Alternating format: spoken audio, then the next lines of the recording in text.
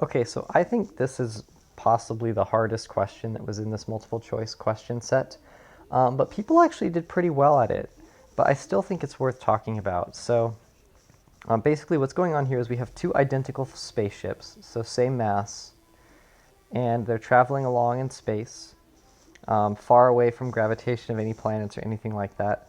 They're moving in the same direction with the slower one behind the faster one. So there's one here moving at 8,010 meters per second, and there's one behind it moving at 7,990 meters per second. And they're connected by a cable. Okay, so the ships are not moving at the same speed. So what that means is that this cable, at least on one of these sides, it has to be connected to some kind of a spool or a tether, right? There's some way to retract it and tighten it and pull them together, for example. So, right, if this cable wasn't retractable, there would be no way that they could start out traveling at different speeds, right? Because then the cable would break. So let's just talk about what would happen if these ships had their engines off, right? So if we think about the center of mass of the system, it's right in between the two. If they're traveling at the same speed, well, the speed of that center of mass point would have to be whatever that speed is. But since this one is traveling faster than this one, well, the center of mass point is still going to stay right in between those ships. So the speed of the center of mass is actually just going to be equal to that. And this is due to the fact that their masses are the same. They tell us that in the question. If their masses were different, this wouldn't necessarily be true. So the speed of the center of mass is actually the speed that is right in the middle of those two speeds. And right, if the ship 1 was heavier, like if it was, the center of mass speed would be closer to whatever the speed of ship 1 is. But because they have the same mass, the speed of that center of mass point is the speed right in between the two. And we can see in the graph that over time,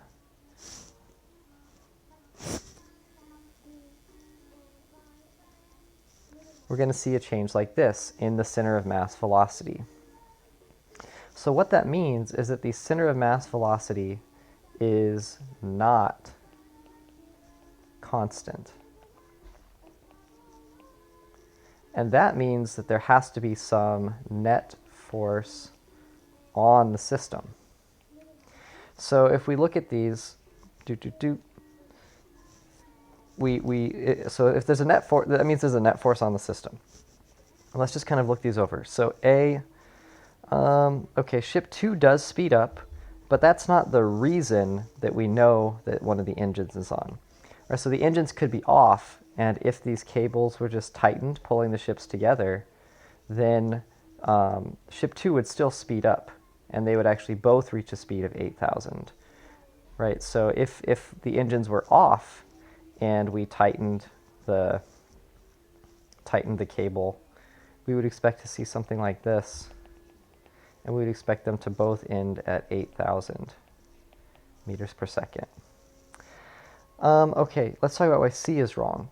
Yes, because an engine is needed to keep the system moving. Well, that's not true, right? Because the ships will just move indefinitely without any external force, because of, right, an object in motion will stay in motion. Okay, now D, no, the cable alone could be responsible for making ship 1 slow down and ship 2 speed up. Well, again, that could be true, but only if the center of mass velocity doesn't change. And we can see that the center of mass velocity is actually increasing. So the cable is an internal force, right? The cable will pull equally on each of those ships with equal tensional force. So because it's an internal force, it's not going to, if the engines were off, the cable itself wouldn't be enough to change the speed of the system's center of mass. So our answer is going to be B. Right, those engines, the engine constitutes an external force because it's pushing mass out of the ship. Right, it's pushing fuel out of the ship. That leaves that force from the fuel is not internal to the system.